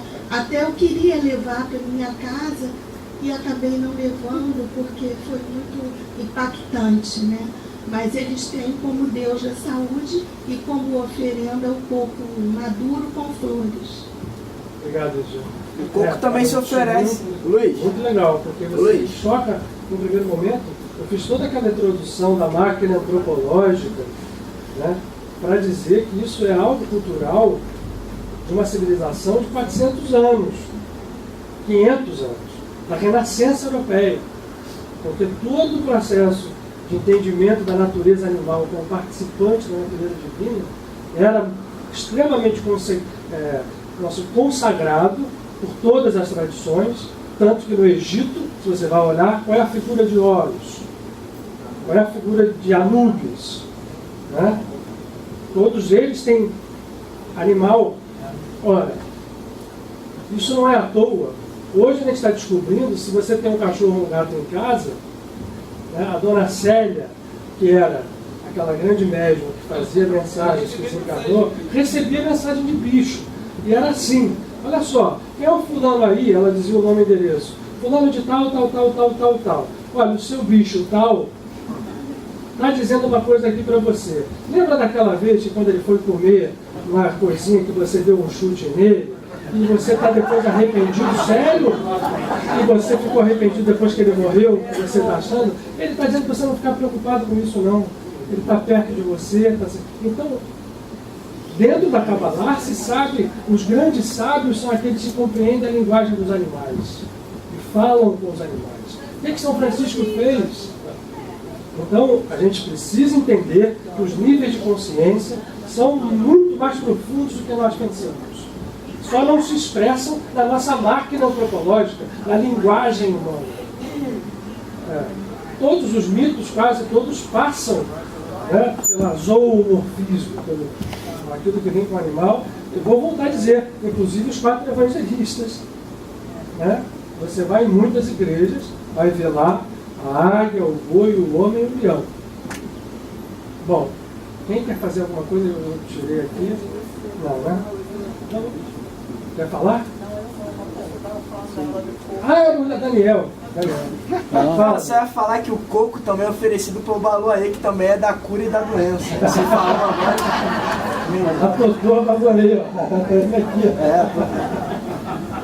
E que também tem muitos animais que são relacionados a tudo. Apesar do panteão estar muito ligado à força da natureza e são caracterizados como seres humanos que viveram na Terra, todos eles estão ligados a algum animal, principalmente as mulheres. Estão ligados cada um pássaro diferente, que representaria a grande mãe feiticeira, e a outros animais, como o Xumaré, que é o da chuva, traz a chuva, é representado, ele se transforma na grande serpente que circunda o universo, que os esponja. E é tanto masculino como feminino, e é muito comum você ver os avatares hindus tendo... Tu não distingue muito se é homem ou se é mulher, né? O Krishna até parece uma mocinha muito jeitosinha.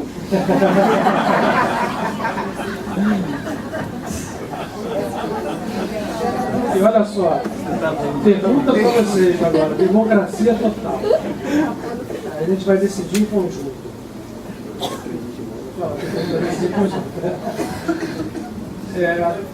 A Hanuman Chalisa é uma oração traduzida na forma de um mantra, pois, e é posta ou sob melodia, como a gente tem aqui no Krishna Das, ou sobre um recitar quase melódico dentro da forma musical usada pelos hindus, que é bem diferente da nossa. E às vezes parece dissonante para a gente quando ouve. A gente tem aqui no Krishna Das, e o que eu estava propondo a vocês, porque por causa do tempo, nós temos tempo para isso. São 9h20 agora, terminamos às 9h30. Esse mantra dura 8 minutos, não é repetitivo, porque é uma oração. Vocês não vão entender porque ele vai ser cantado em sânscrito, mas eu vou dizer algumas coisas que estão ali, lembrando da região.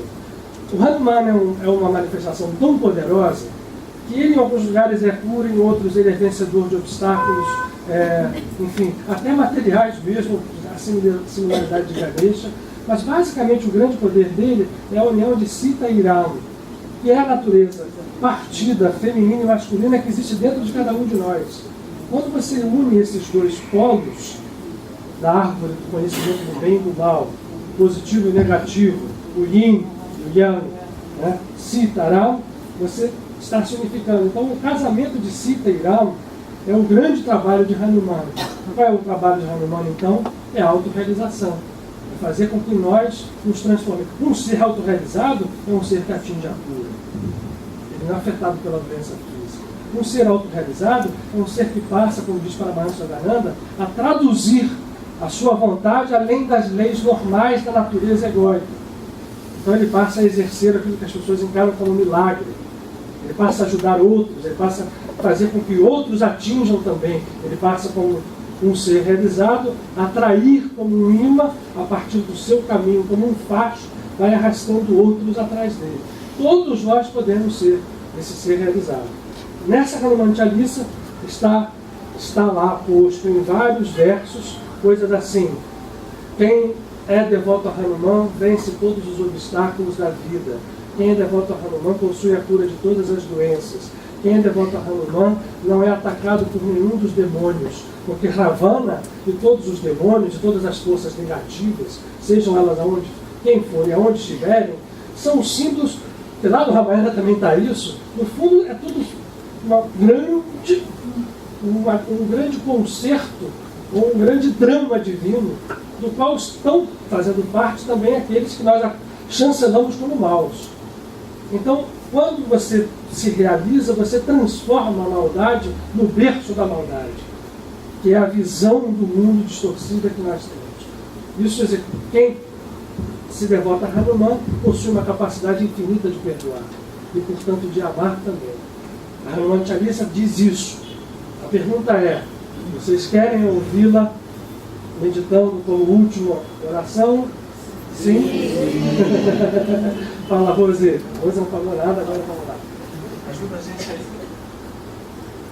Não, é muito legal ter o Hanuman Chalisa aqui, porque na Índia, na psiquiatria ayurvédica, a gente usa os mantras, né, para você trabalhar as pessoas.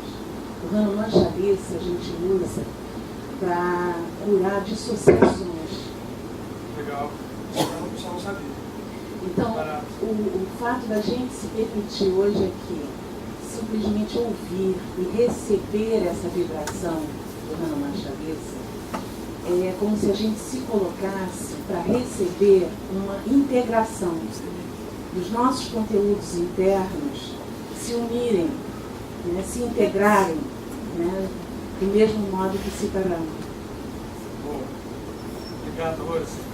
Uma outra coisa só antes que eu queria fazer. A gente começa com o número 5, que é um mantra preparatório para Hanuman Chalisa. Então, a música 5 vai emendar na sexta. Só um pouquinho antes, a gente vai apagar as luzes, vocês se posicionem como quiserem, respirem, podem esticar, porque é uma meditação mântrica feita com música, e vocês vão ouvir, só para guiar vocês vão ouvir o nome de Hanuman muitas vezes falado. E no ápice são 40 versos, quase 42 se vocês voltar com os dois iniciais, só para provocar aqui. E ao momento em que ele vai dizer uma frase, vocês talvez ouçam, porque ele ressalta, isso deve ser ressaltado no recitado Hanuman Chalisa, a seguinte frase em sânscrito: Jaya Jaya Jaya Hanuman Gojai Ripa Karal Gurudeva Kinai. Essa frase é a frase ápice. Daqui para diante, o mantra atinge o seu poder maior. A gente está se devotando a Hanuman como alguém que vai nos levar à vitória a partir disso que a Rose falou, da integração. E depois dali, a Chalissa vai descendo a um ponto de repouso, aonde a gente vai ter recebido isso, eu espero que sim. Então, vamos ouvir. Lembrando que a primeira é uma preparação, vai haver o harmônico, a cítara, e vocês vão ouvir a Chalissa. Nós vamos ouvir todos juntos. Jai Hanuman.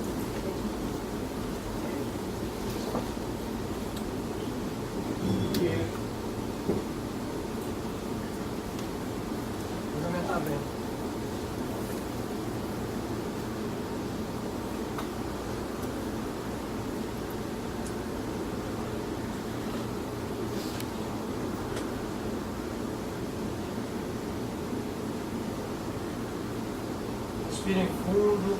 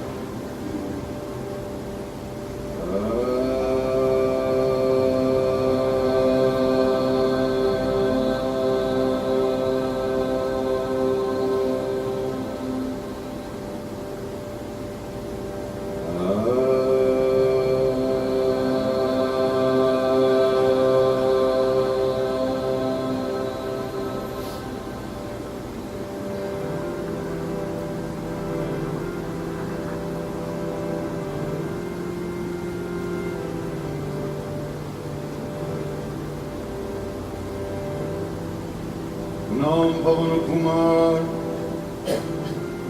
Ravana Pavaka Gyanagan Rasugardayada Sahiram Sadacha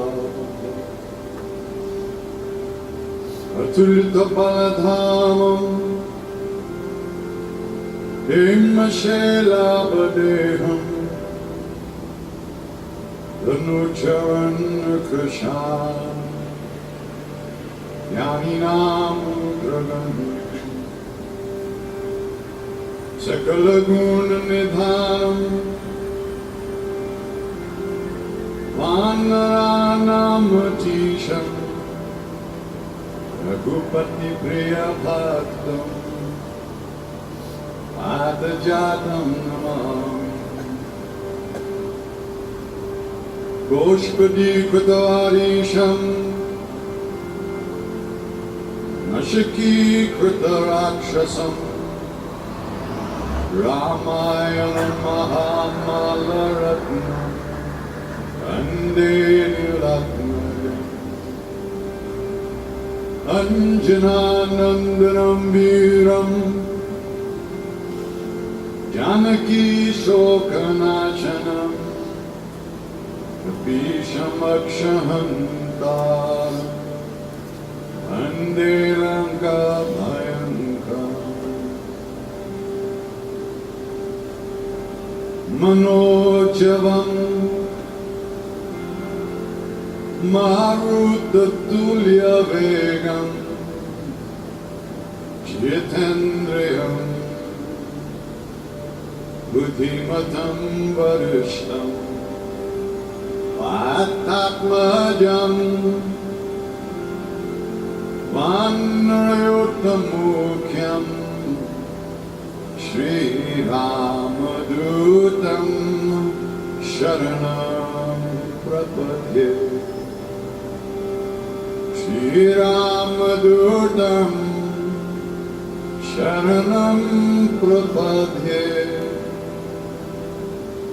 Shri Ramadutam Sharanam Prapadye Shri Ramadutam Sharanam Prapadye Bolo Bajrangbali Hanuman ki jai.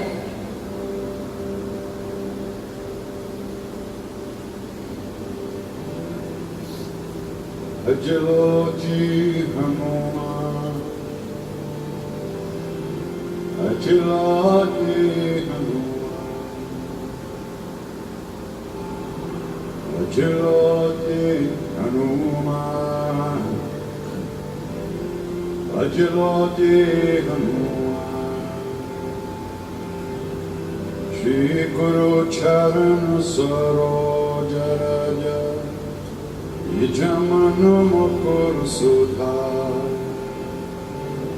Arana Raghuvara Viralajasu Rodaya Kupalachar Buddhihina Tanujanike Sumiram Bhavana Kumar Balabudi Vidya Dehu Mohi Karahu Kalesha Vikar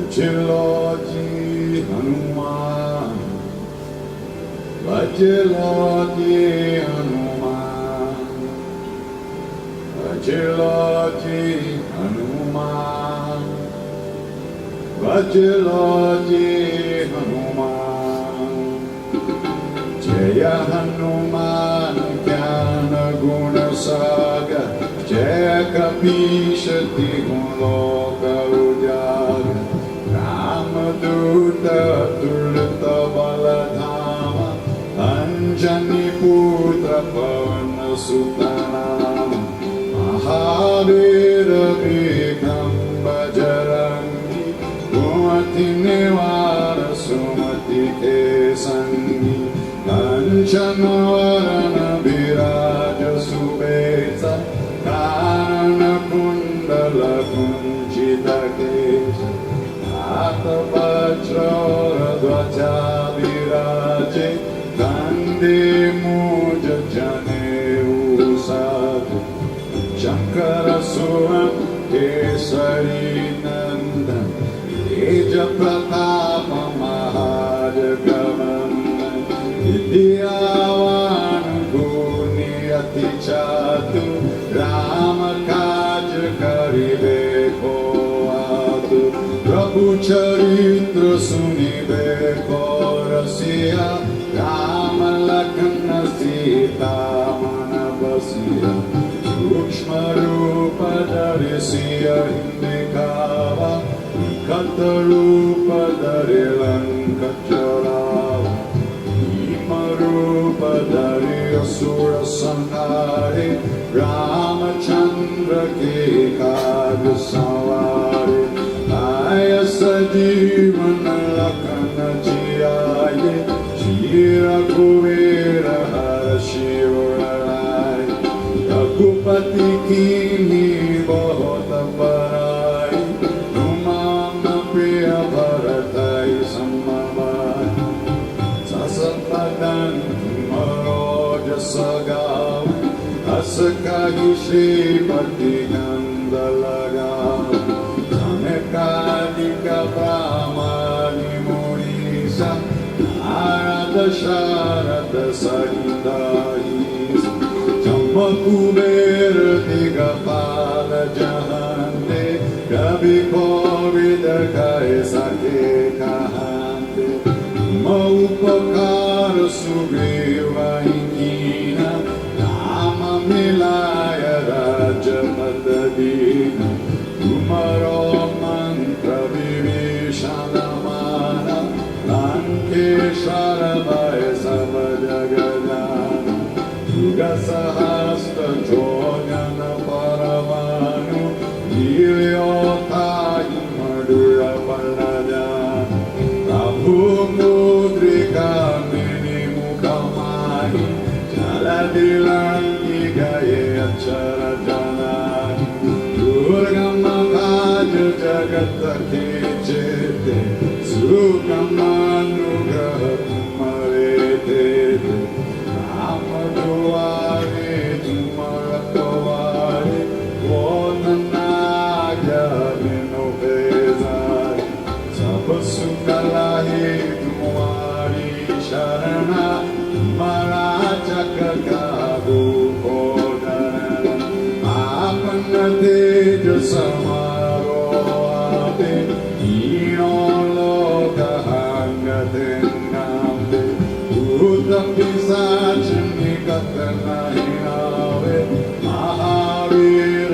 banao sunao asero hare sababira japatan nirantara hanumatavira sankatate hanuman churave manakama bachana dhyana jolave sabaparamatapasviraja inake kaga sakala tumasaya और मनोरथ जो कोई लावे सोई अमित जीवन पल पावे चारों युग परताप तुम्हारा हे परसिद्ध जगत उजियारा साधु संत के तुम रखवारे असुर निकंदन राम दुलारे अष्ट सिद्धि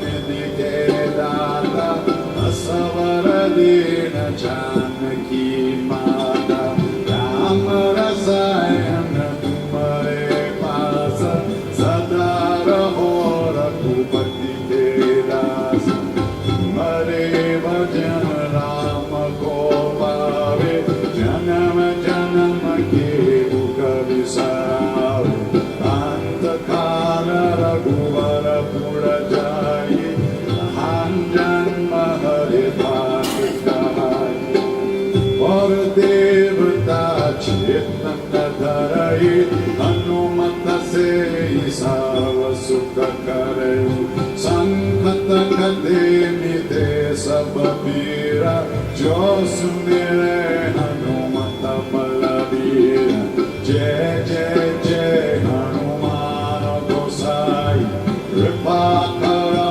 गुरुदेव की नाई जो सत बार बात कर कोई छूट ही बंदी महासुख होए जो यह हमारे हनुमान चालीसा होया सीधी साकी गौरीसा तुलसीदास सदा हरि चेरा ये जयनाथ हृदय मंदिर पवन तनय संकट हरण मंगल मूर्ति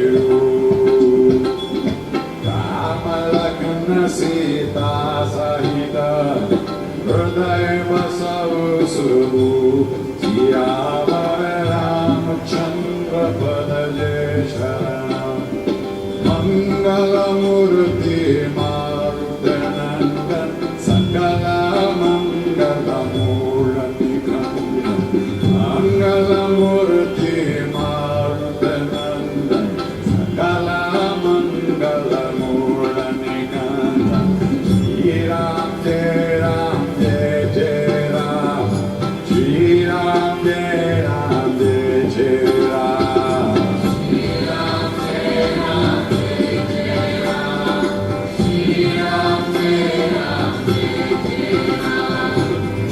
राम जय राम जय जय राम श्री राम जय राम जय जय राम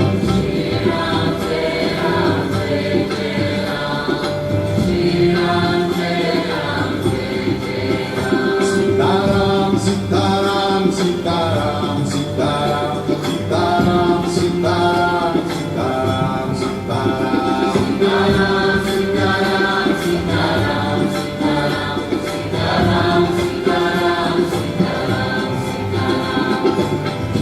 राम जय राम जय जय राम श्री राम जय राम जय जय राम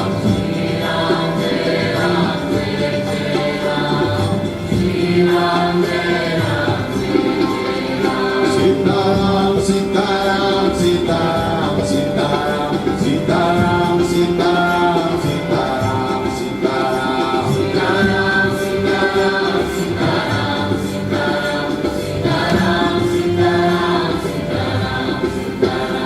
सीताराम सीताराम सीताराम सीताराम सीताराम सीताराम Sitaram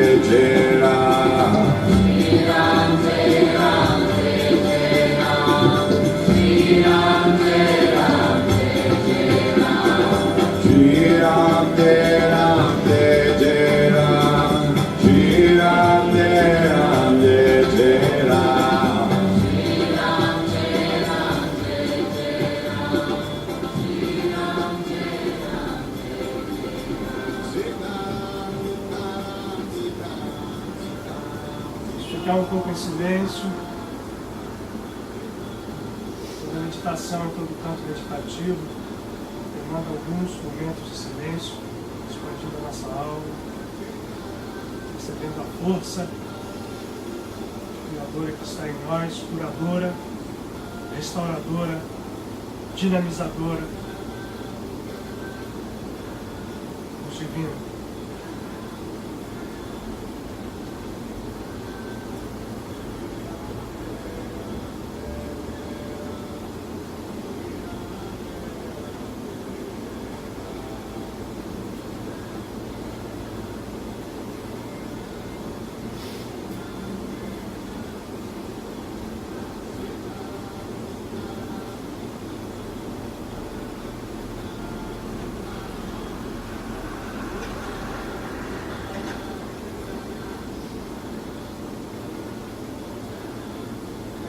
Divino em todas as suas manifestações, pai, mãe, amigo, nos abençoe, nos guarde, nos proteja e, acima de tudo, se manifeste através de nós em todas as nossas vidas.